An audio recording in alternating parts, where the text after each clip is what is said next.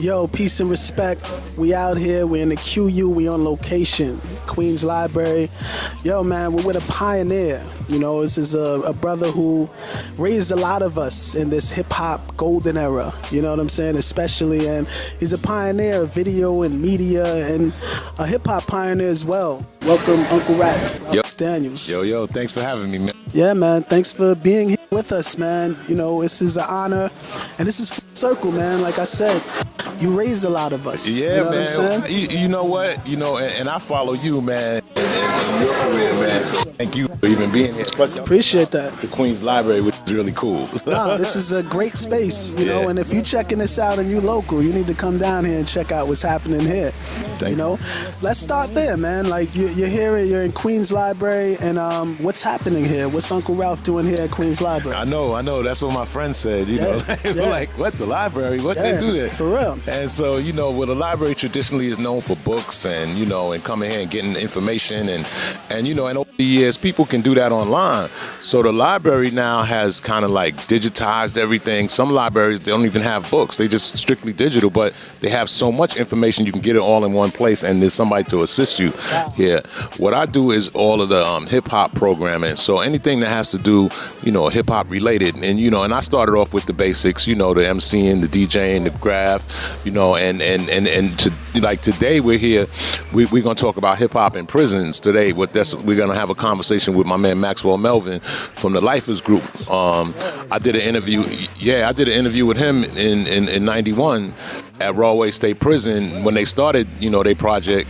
And if you don't know anything about him, just go on YouTube and The Lifers Group and you'll find out more info. But he's going to come down and speak. He did 33 years. He's going to talk about life in prison as well as after, and, you know, re-entry into society and how difficult that can be. Yeah. And that's so relevant to today's time. No doubt. Like, no doubt. That's information that, you know, was way back, because when you said 91, I thought of it like, wow, that's when we learned of the life is good. Yeah. And that was a great era right there, you know, because it was like the end of the 80s and the beginning of a new wave of the Bigs and the Nas's and you know the Wu was already really out there already. So absolutely. Yeah. And it was a lot of information flowing. It was a lot of upliftment, you know, like when I saw the Lifers Group, that was empowerment. Yeah, exactly. You know, the fact that you're telling your story and expressing yourself from behind bars. Exactly. And still reaching people worldwide. Worldwide, you know? Yeah, because, you know, when I started Googling them, I started seeing interviews, you know, that people translated into French and Germany, and so it just shows how what we do here in New York City or just in America in general, you know, goes around the world, and especially with hip-hop music. Totally.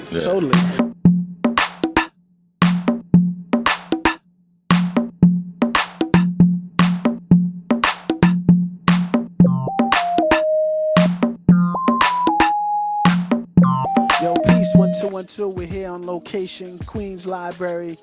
You know, I was walking out the door after building with Uncle Ralph, man. I saw a brother that, you know, I was introduced to on Video Music Box, 1991.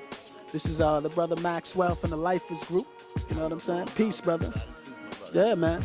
I'm great. So, real quick, man, you, from the outside looking in, when I take it back to 91, you know, I was in high school still, and the first time I saw the Lifers Group video, it was very empowering to me, because I'm like, yo, these are brothers who are behind bars, and they're still able to express their stories and reach us, and we felt that energy, and it was just like what was that like at the time for you, to be able to just reach people outside and really have a connection going through hip-hop?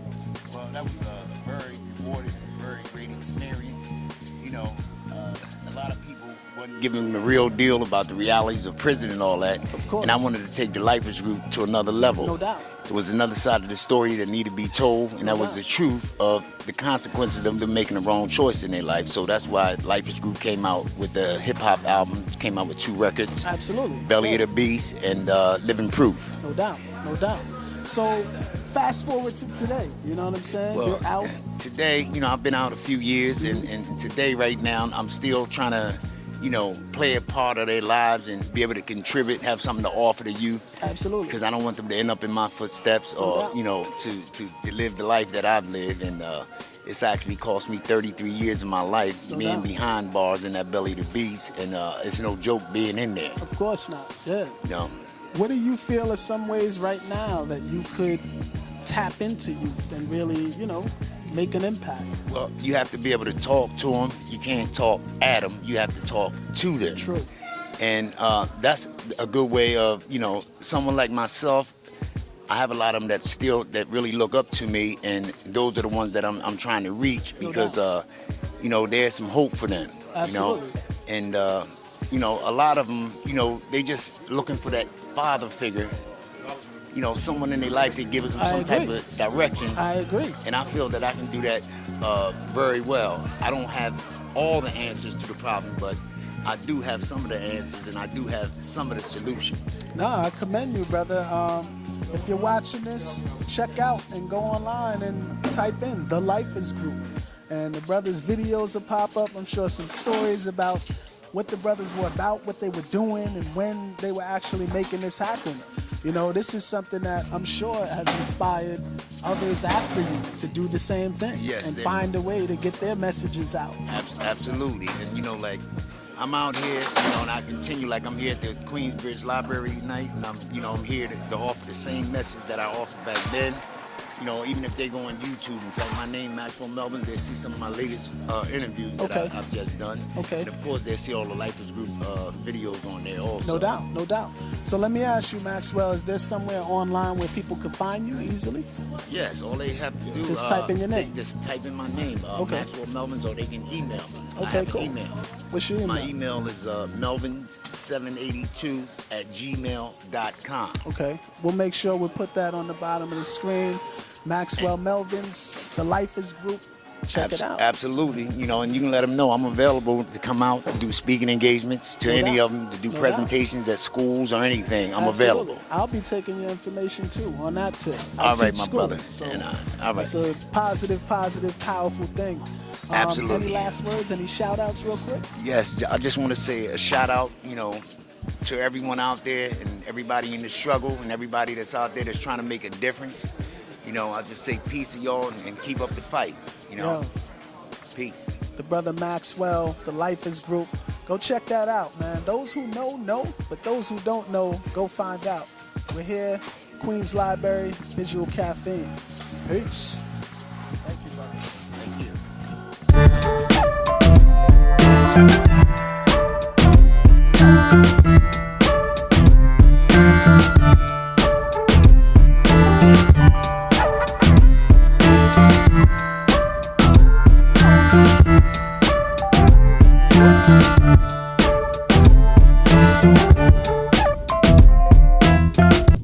So yeah, man, I want to take it back, you know, Channel 31, Channel U31 rather, cats here in New York. You know, every time the show would come on, man, we would hear that iconic, you know, that 5 minutes of funk. 5 minutes of funk. Like, let's talk about that, man. Like, why that song? Well, the first time I heard it, I'm from Brooklyn originally, and you know, and I'm a Houdini fan because they're from Brooklyn. True. And the first time I heard it, the song 5 minutes of funk, it just sounded like something was gonna happen, like it was the beginning of something, you know, like it could be in a TV show or something. Absolutely. And I said, well, why can't it be in my TV show? So I took the instrumental and I used 5 minutes of funk for the instrumental. Rest in peace, my man Larry Smith. He produced that record. No doubt, no doubt. And you know, and it was known that was Video Music Box, you know. Exactly. And it's funny because Jalil from Houdini told me that's one of their most downloaded songs. He says, "Yo, Ralph, that's because of you, man. Wow. You know, that's all because you know." So I said, "Wow, I would have thought it was something else." I believe that because, you know, props to Houdini, but when we heard that song, you thought of VMB first. You know, you did, and it's because you just aligned it with that show hundreds and hundreds of times. You know? But that was a cool era in time. That was a very groundbreaking era. Like, let's talk about the process of even starting the show. You know, I know that the show started out as something being what you envisioned it. Yeah, well, when we first started, it was like, you know, these kind of promotional videos have been coming in. Not really music videos like you know them now, but they were like, you know, artists in a studio with 3 cameras. It was almost like a you know, watching somebody perform on a late night show or something like that. And so the videos were coming in, and I was like, wow, I never saw some of these artists, you know, performing like that, other than maybe Soul Train or American Bandstand or something like that. And so, you know, I was like, wow, we should play these. I know my friends would like to see this, you know, where I live at. And so, you know, after a while, I started compiling maybe an hour worth of shows, and I went to the program director at the station. I said, yo, I think we should do this as a show. And so they kind of, you know, played it off a little bit, because it wasn't something that was really out there yet like that. Exactly. And so what we did was we put together a little demo, and I sent it to them. They sat on it for like maybe 6 months, and then they came up one day and they said, okay, this guy came up and he said, okay, I'm doing this show. It's called Studio 31 Dance Party, and he had all my tapes in his hand, and I was like, that's my idea. What are you talking about? But I was an engineer at the time, so I wasn't working in the producing side. So I said, yo, what are you doing? And so he was like, nah, this is what they told me to do. I said, yo, son, this is my thing right here. So I'm walking with you through this whole thing. I'm gonna be the voice of the show and all of that right there. And so they did it for the first couple of months, a show called Studio 31 Dance Party. And he was picking the videos. I wanted to pick the video. He was picking the video. I was like, nah, you picking the wrong videos. You know, you don't know the music like that. Got it. And so one day he's like, all right, then you do it. And he threw the tapes in the air and walked out the door. And I said, that's what we wanted. And then I changed the name to Video Music Box. And that was in 1983. And that's how it started. And it was difficult at times because, you know, we were on a PBS station. It was mostly like, you know, like artsy type programming, but as far as I was concerned, this was an art too, you know, so I was like, you know, why can't we fit into that category? Absolutely. And so, you know, but you had to convince these people because it was something new, it was hard, it was raw, you know, it was street cats, you know, people was waiting for me, you know, at the door when I got to the station, they, you know, with hoodies on, they didn't know that. Wow. They didn't understand that right there, you know. You know, so when they saw that, you know, it was getting numbers, and people was watching, you know, they started to go, oh, okay, all right, we understand what this is. And thank God that we got a new program director that was a little bit more open-minded and understood what was going on.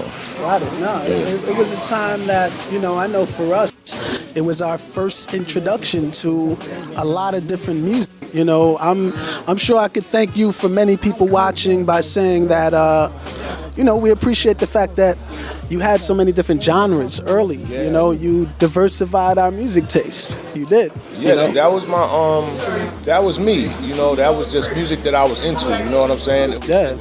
It might have been some reggae. It might have been, you know, some Hall & new Oates. wave Hall & Oates or the Aha Take on Me. The first time we played that, how many people come up to me and say, "Yo, I love that video." Yeah, man, for real. I mean, and that wasn't hip hop at all. Exactly. But, you know, or Tears for Fears shout, you know, but it had a crazy big beat. People sampled it later on, you know, in hip hop. Yes, you know, all of that. Seeing all of that. Yeah. First time on Video Music Box. But when I think back to that time, I don't necessarily separate that music from hip hop. Yeah, you're right. I think hip hop is a collaboration of everything. Exactly. You know? And it's nothing original. It's you know, yeah, we would like to say, oh, we're the most original genre in the world, but the beginnings of it was DJs who were playing break beats from any record they could find that had a break beat. Exactly. It didn't say hip hop on it. It was a rock record. It was you know, some kind of musical from you know, Annie. Yeah. You know, there wasn't nothing hip hop about Annie.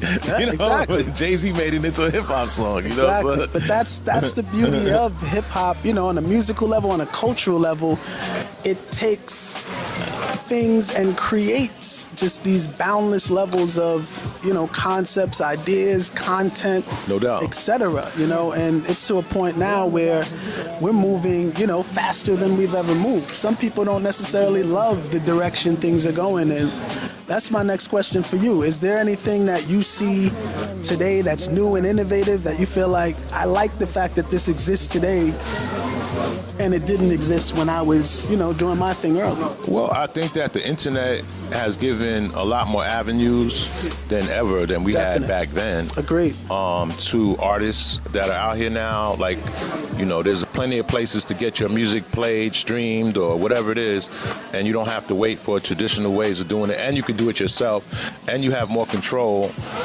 as an artist to put your music out.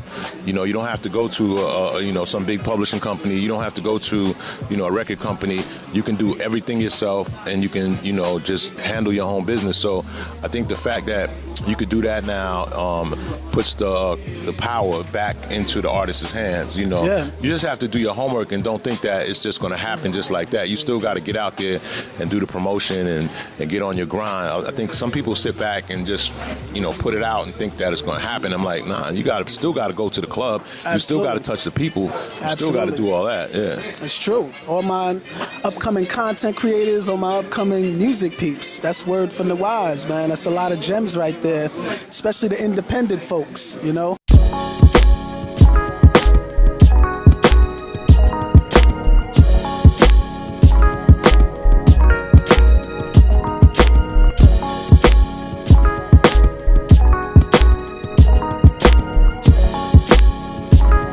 Talking about videos, you know, you have a long resume in directing music videos. Yes, sir. Let's talk about some of those. Like, what are some of your favorites that you've directed? I mean, of course, anything with the woo, I love. You know, Word. I did Cream. I did Incarcerated Scarface for Raekwon. Yeah. Heaven or Hell for Raekwon with Ghostface. Wow. The Nas joints. It Ain't Hard to Tell. No doubt. Groundbreaking. You know, Black Moon, which was a groundbreaking for that. We didn't know, but that was considered the beginning of the backpack era. Oh, who got the props? Who got the props, yeah, you man. know. We saw Buckshot and 5FT. Yeah, we definitely right away got influenced by that. Yeah. For sure, because it was so animated. It was a lot of movement, a lot of energy, but it was also jazzy. It was also intelligent. It was you know, it was like, yeah, man, they just made the hood real intelligent and real influential and innovative. You know, that was the first time we necessarily heard, I feel like, those type of raw street rhymes on a jazzy beat. Exactly. You know, and what's funny is that they brought me the original track, and for whatever reason, something couldn't get cleared. One of the samples couldn't get cleared. So the version that eventually we did the video to was different than the original song that I had. Okay. It was just a little bit different. Just I think like a sax riff or something like that wasn't in it or something. But, but wow. I mean, that's how deep it was then. You know, we got tons of stories about artists who went through all type of sampling drama in that golden era time. Are you still directing music videos? Yeah, I still do them. Yeah, you know, when I feel it, you know, if somebody comes to me and I'm feeling it, you know, no doubt. And I like, you know, like the music, I like the artists, you know. Sometimes, you know, well, nowadays, you know, at that time we were making money, you know. Absolutely. We started a business doing music video. I mean, nowadays, the budgets were super back then. It was better, And now, you know, it's not quite like that. Everybody can do a video. You know, you can have your phone and make a video. You know, so you know, I understand and respect the technology and respect the hustle. So, you know, I try to push it off even on young cats. Like, yo, my man need a video. I know you got a good eye. You know, you focused. Got it. No doubt. I'm gonna hook you up with this cat, and then, you know, and I'll assist you in some way. That's you dope. know, so I do it like that. Yeah. No doubt. Let's talk about the Video Music Box app, man. I was scrolling through social media a few weeks ago. Yes, sir. Saw something pop up about this app. I'm excited about it. You know, I'm sure cats watching are definitely like, what? An app? What's that about? Yeah, you know what? It's overdue. People have been asking for, you know, a place to go and watch old episodes of Video Music Box. Yeah. And and I've been like, all right, we're gonna get it out there. And then the whole idea of streaming the shows that come on currently, people have been asking for that, and we thought that the station was gonna happen to do that at some point, but it didn't happen. And so we said, all right, we're gonna have to do it ourselves. So the app is just that. It's current shows that air now, which give opportunities to young and new artists right now. And then it's classic episodes of Video Music Box. So it could be like, Will Smith and Jazzy Jeff and the Fresh Prince. Jazzy Jeff and the Fresh Prince, who then became Will Smith. Absolutely. But it could be that. It could be the Black Moon interviews, the original Black Moon interview before we even did the video. Wow. How we actually met, and then the Fugees. The early Nas stuff that we did. It could be anything. It could be shout outs on all the different clubs. It could show the history of the club scene in New York City in the 80s and the 90s. Totally. So we have a lot of content, and we're putting it together and curating it in a way that hopefully the fans of Video Music Box and people who never heard of it will enjoy it. Yeah, put that Brand Nubian at Kilimanjaro joint on no there. doubt.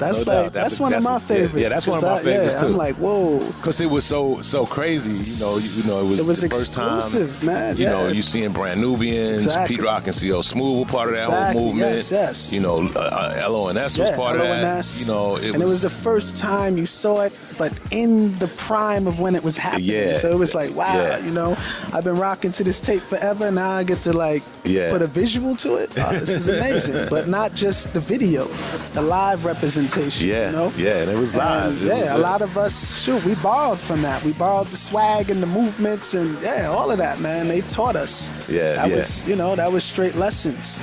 Definitely. I'm looking forward to curating it. I'm looking forward to putting it out there, and as well as, I've been talking for the last, 20 years, is like bridging the gap so that artists can understand now that what y'all are doing is nothing different than what we were doing, 20, 30 years ago, except that, the technology is a little different. Exactly. And, and we want to, we want y'all to understand we respect what y'all doing, and, and just respect the old school cats too. So I think it's a mutual thing on both sides that has to be had. Some old school cats I know that from my generation, they can't stand the new music, and I go like, absolutely. That's what the older people used to say when we was 20. Exactly. So we can't do that to the young heads. We can't do that. We can't repeat that. Yeah. So let them do what they do. Let look. At the end of the day, God is in control. So let the God do what He gonna do. Absolutely. And I use that point a lot. Where I'm like, when I was 19, did 42-year-olds care about the music I was rocking to? No, they hated it. Yeah. So it's like we're not necessarily supposed to understand every nuance, etc., unless you're literally diving in it deep into youth culture and what's happening today. Yeah, you have to be there. It's like I told the story of I was hearing about this guy, Big Sean, and I never, had heard his music and stuff. Yeah. And I went to see him at SOB's, and Chris Brown was there. So I was like, well, Chris Brown is here. This guy must be pretty hot. Yeah. And so I was in the crowd, and I'm sitting back, and I'm listening, and I'm watching it, and I'm like, I got the message from Big Sean was like, we gonna make it. That's what the message I got from him. Yeah. And I was like, how can I be mad at this kid right How here? can you be mad? You know what I'm saying? So because young people are hearing that. That's what they heard, and they knew every word. Yeah, man. So that meant he was giving them hope. So what more can we ask from them? Yeah. From Uncle Ralph's perspective, what do you feel are some ways to really connect young people to hip-hop culture, but the foundation levels of it, to get them to really align with how it all started and respect, the beginnings? I think that it's just by attraction. They're going to come, if they feel and see something that they like, True. And they're going to take pieces of it. It's just like we didn't like all soul music. Oh, definitely we took not. pieces of things that we liked. James Absolutely. Brown, quite obviously, was one that we really liked. Yeah, man. James Brown runs the golden era, period. Like, he runs hip-hop. Yeah, so, they're going to take pieces that they like, and then, certain things they're not going to be with. But, hopefully they grab a little bit and they make it what they need it to be. Yeah, and man. that's it. Yeah. You can't force anything on them. You know, you just gotta present it respectfully, and you know, and even me, like, you know, when I go to old school shows, you know, I'm like, yo, you gotta present this music, man, like it's now. I hate to go to a show and it's like people are like lazy on stage. Got it. You know, I'm not with that at all. No you know, doubt, I'm no like, doubt. yo, Yeah, you're right. we ain't You're having right. that because y'all looking crazy out here. Y'all looking like some old dudes. Yeah. So don't be coming on stage looking like your age. And then expecting cats half your age to be pumping their fists and Yeah, loving it. ain't gonna happen, man. Come on. That's very real. Yeah, you letting them down because they came because they expected to hear what they hear in that song. Absolutely. You know, of course you older, but yo, do your best, man. Make the show hot. That's all. There's a way to make the show hot. Yeah. So you just mentioned Big Sean. I got a question. In terms of female artists, do you have like a favorite female artist that you would say came out in recent times? Well, I'm a fan of Rhapsody. Okay. I like Rhapsody. Yeah, Rhapsody's been dope. following her for a minute. You know, I mentioned to all my people, you know, all the time that, you know, you know, with the success of Cardi B, and I've been watching her from before. No doubt. She made a record. Likewise. You know, and I said, you know, this girl got a great personality. She's, Yeah, you know, man. it's ratchet. We know it. We love it though. Yeah. But it's real. And but it's it's real. genuine. It's she being breaks. who She drops is. jewels. Yeah, man. You know, she's honest with her audience. She's Like, honest too with honest. everybody, right? Yeah. You know, I mean, and you can't ask for transparent. too much more than that. Yeah. You know, so you know, I love the girl for that, and I think that she is. If people could pick up on her sincerity and her honesty, you know, and put that into your music, that's what makes you. You know, that's what made Stevie Wonder who he was, because he was just being 100. You know, and if you can do that, you can be very successful. A lot of people out here fronting, like, you know, social media. Only the downfall of that is, you know, 90% of the people on there are fronting.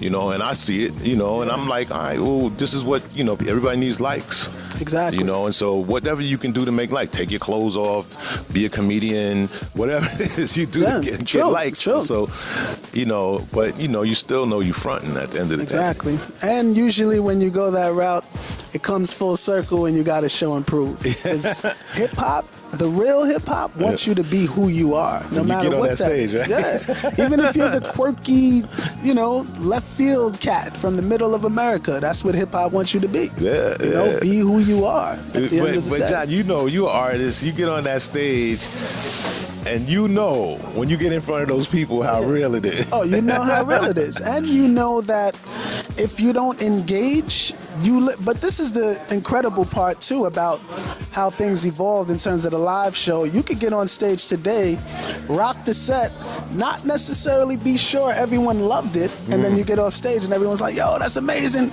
Because I'm learning too, you go to different places, people enjoy the music differently. Some people just chill out and relax, and that's their way of enjoying. Yeah. You know, when I'm in places overseas, I realize the underground or the real hip hop show is like their unwind party. They go there to say all the lyrics they know and unwind like it's the club. You know what I'm saying? And it's amazing to see people experience it differently. And then when you experience all these things, you know not to trip. You're like, yo, they feeling it, they digging it. That's what's up. But you're right. It's real up there, and it's something that you can't fake it up there. You know, you can't. Like, people see right through it, and they know if you're being passionate, if you're being genuine, and if you're being true to yourself.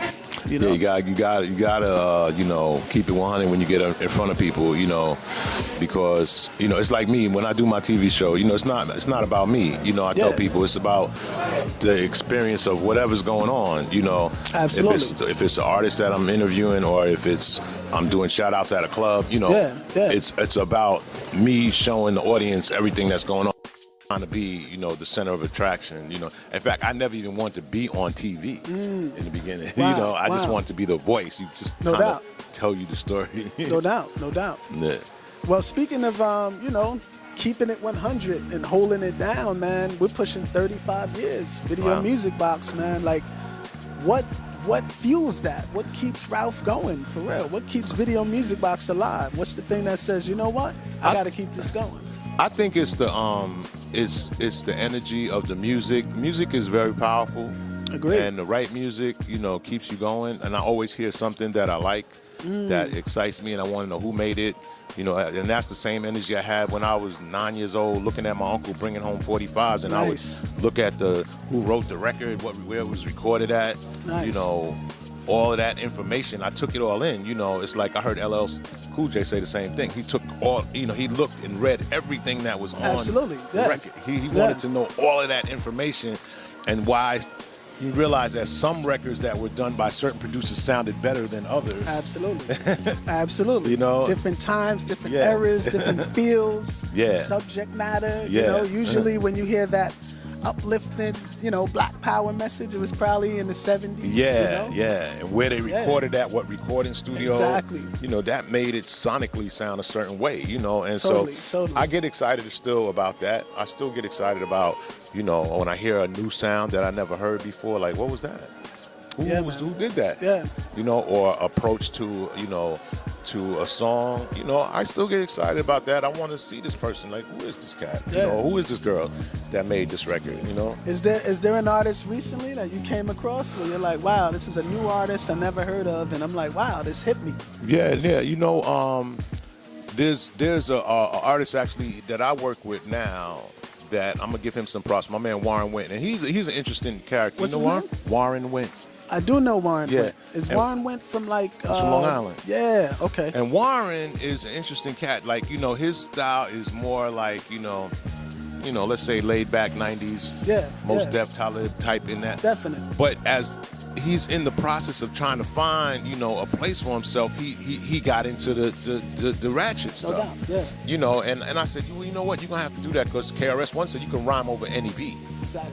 So it don't really make a difference as long as what you're saying is making Exactly. sense. You know? Exactly. For real. You know, so he got into that, and you know, and I saw him, you know, doing that and getting and doing those shows, and now he's back into what I feel like is his lane and what he feels comfortable with. Yeah. And you know, got a good producer. So I said, look out for him. He's a good artist. Yeah. Warren Went. Yeah, I caught him actually probably in his beginnings performing somewhere in New York, maybe Southpaw or something. Yeah, probably. Yeah. You know, this Young was several dude. years You know, ago, probably like 4 or 5 years ago. Yeah. I like Warren, man. I think that he's gonna, you know, and he's going, you know, he's going by, he's rolling with the game, you know. He's like, this what y'all want? Okay, fine, I'll give y'all this. And he's, you know, I think he's gonna find a spot.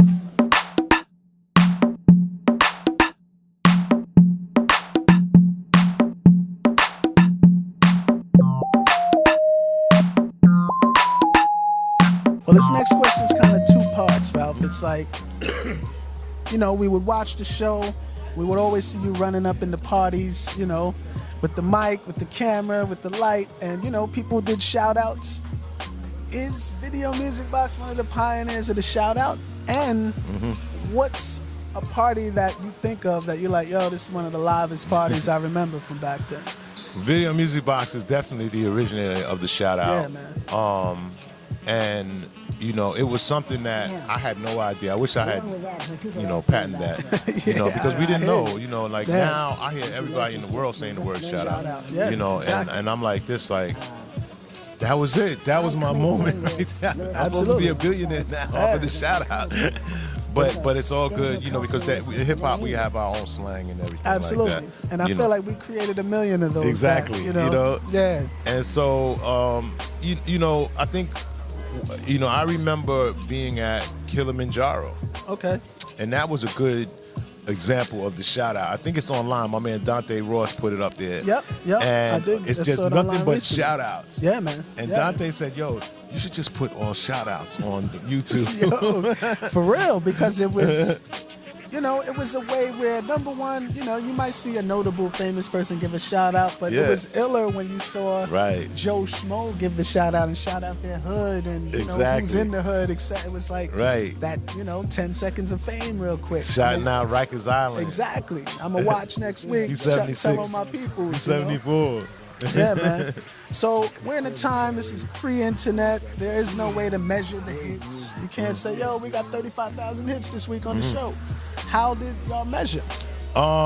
By, you know, me getting on the train, and I would notice that people were kind of coming up to me Wow. or looking at me. Okay. You know, and I'll be like, why is this dude? You know, No doubt. men on the train in Brooklyn, you looking at me, I'm Yeah, looking at you like, yo, so what's exactly. up? Yeah. What's the problem? And you forget, but it wasn't I'm on that. TV every week. I was Yeah. on TV now, so people were Exactly. recognizing me. I was like, it's like, oh, and then one day somebody came up to me, yo, you be on the show? And I'm like, yeah. They're like, yo, I love what you do. And you like, oh, okay. All right. No doubt. So, so that was the beginning of it. And then we used to have events. We used to have a lot of parties, different clubs around, especially in Brooklyn, the Arc and all these different clubs. And, people started showing up. We would have an event, and in the beginning, maybe it was like 200 people. Then all of a sudden it was like 1,000 people. And we were like, oh, wow, we making bread now, and people, the word's getting out. So you knew people were watching. Yeah, so we knew that people watch. Eventually, the station, I know one of the record companies asked me what was my Nielsen ratings because they were trying to figure out, the value. Yeah. And I was like, I'll find out. So we went to the station. They were like, nobody's in the Nielsen book. Nobody gets ratings. So I said, well, let me see my time. Exactly. So it went to my time slot, and it was like a 4.3, and they were like, oh, nobody, we never even saw a number on our station. Wow. So I was like, well, what does that mean? What does 4.3 mean? And they figured out it was, 1.7 or something million people. Oh, and that crazy. We were second to Oprah. Wow. Oprah was number one, and we were second. So we knew there was a lot of people watching. Of course. So that was crucial, right? Amazing. there. Yeah. Amazing. Yeah. Wow. So I gotta ask, man, what's up with Crazy Sam, man? Crazy Sam is still alive and well. He's in California. He's doing his thing. I'm gonna get him to come back out here because everybody asks me about Crazy Sam all the time. Yeah, man. Last time I saw Crazy Sam literally was, memorable times. My group was on Video Music Box, Victoria 5 showcase. Oh, the Victoria 5, yeah. I was going to say Victoria 5. And then after that, I remember seeing him wilding out at the end of the 95 Source Awards. He was outside wilding out, Crazy Sam style, man. So shouts to him for sure. Yes, indeed. Yeah, Crazy Sam, Tuffy, the Vid Kid, Lionel Martin. Oh, yeah. Me and him did all the videos together. Over 400 videos from, the ones that I did, plus the ones that he did that directed were like Boyz II Men and Velvet DeVoe, all of that stuff, TLC, Mad, just 90s R&B stuff, all the SWV stuff. Silk, wow. Yeah, that's another name, yo. Y'all check out Lionel Martin. That's another name that you need to connect the dots and to. we grew up together. That whole thing was like we was kids wow. together. Yeah. Amazing. Yeah. Amazing. Well, yeah, man, I definitely got to also mention, we were talking off camera that we're right next door to, a spot you used to DJ. Actually, you told me you started DJing there. Yeah, we built the spot. It's right. We're in the Queens Library in Jamaica right now, right across from the Queens bus terminal, Jamaica bus terminal. And right next to there was a club that we started called Encore. Yeah. Encore was like in the late 80s, or late 80s, early 80s, I think we started. Was the premier club for all of Queens, black folks anyway. And early hip hop shows, were started here. So that was a big deal. Like Run DMC, was in here, and and even guys from the Bronx were coming out here. I remember DJing, and Flash was coming through, and Eddie Murphy used to be there because Eddie Murphy's from Long Island. No doubt. And all these different people because it was the place to go, and all these people was passing through. So it was the beginning of a scene, no doubt. for Queens. Besides, the other Queens, most of the stuff prior to that were in like halls. Got it. Where you had DJs crews like Infinity Machine and the Disco Twins and got it. So and all really of them for dudes. the music, for the hip hop, that was the first venue out there. Right, Really. yeah, Got like it. a big venue. Amazing. Like that, Yeah, this is full circle right here, man. I definitely want to thank you. No you know what doubt. I'm saying, for sharing with us, and also just for remaining, that brother who just stuck to the roots and keeps it going, continue to innovate. And we'll definitely be keeping our eyes open to all that's unfolding and what's happening. No doubt. You know Thank you, man. Thanks for having me, man. And, I appreciate everybody, the whole team and everything that y'all do, the caffeine crew. Yeah, man. Yeah. And lastly, I definitely got to ask, you got any shout outs, man? Big shout out to Brooklyn. All my people watching right now. No doubt, no doubt. Big shout out to my wife. She's watching right now. Yes. You know, big Gotta shout take care of outs. the ladies. Definitely. The ladies. Peace the to Forever ladies. 12. Hey. Peace to Lady Elix. Peace to Sen 16. Visual Caffeine, man. We here. Uncle Ralph. Check it out. Video Music Box. Peace. Peace.